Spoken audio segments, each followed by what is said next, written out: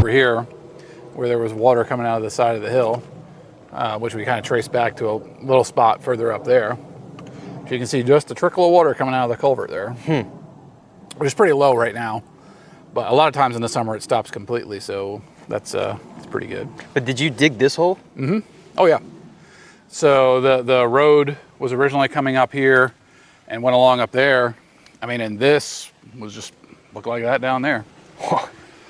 So yeah, you just brought up that bobcat and just started digging. So how long would that take to dig out this hole right here? It only took maybe 4 days to dig the pond. Yeah, it was cutting all the trees off, just pushing that stuff out of the way, and then digging down. What we learned was it's about 3 feet, 3-4 feet of sandstone and sand that's here. And then it's actually not too bad of a clay underneath that. So a lot of these big sandstones, digging them out, started building the dam here, but it's about 8 feet deep, right over in here, probably be the deepest spot.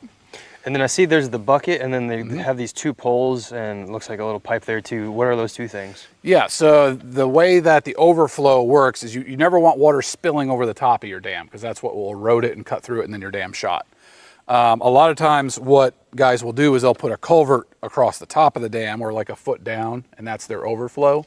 The problem is that starts digging out at the base of your dam from the water falling. For small ponds, the real good way to do it is as you're building the pond, the pipe is running in at the base of the pond, and then it's teeing and coming up. So that's basically like an overflow skimmer, that as the pond is maintained full, it pours down through that pipe and then exits out the bottom, which I can show you over there in a minute.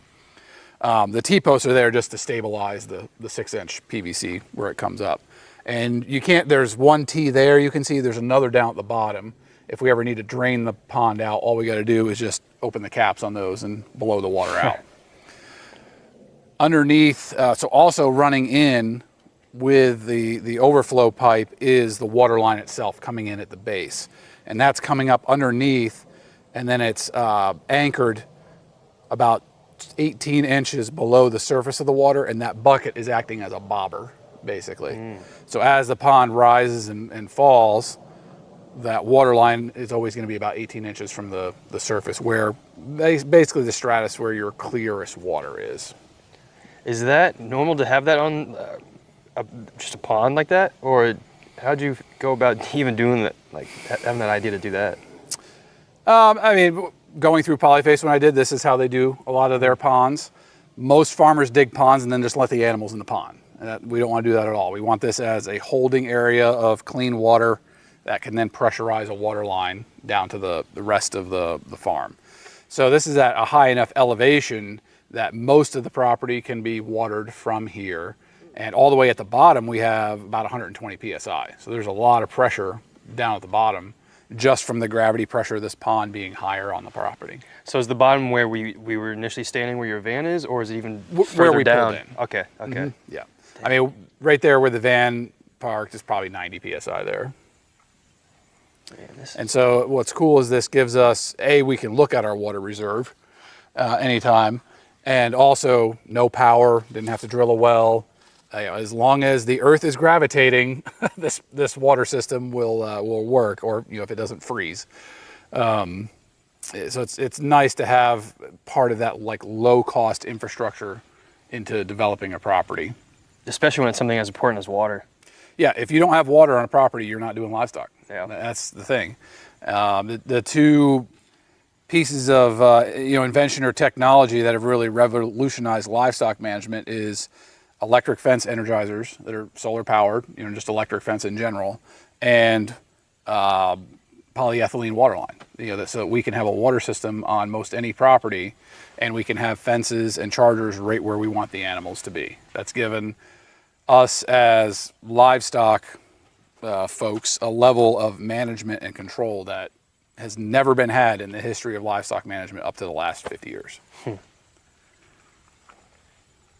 And then last thing too, so I just had some blackberries. Is that just naturally growing here, or did you? Yep, no, they're just growing around here. There's a bunch more over there. That's awesome. Yeah, these are just wild blackberries. We'll have some more. Yeah. Whoa. Nature's candy.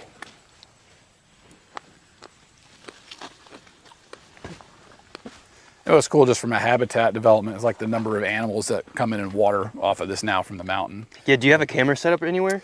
We haven't, but there's, you know, deer tracks around this all the time. Because I'm sure we could get some cool like nightlife videos of where critters are exploring around here. So as long as there's water trickling there, we know we got a full pond. And then did you build out where it goes, or you just let it flow? No, that's where it naturally was already flowing. Yep. Very cool. And that's, by the time you get further down, that's a fairly significant stream. It looks like it. Like a good start to it. Yep.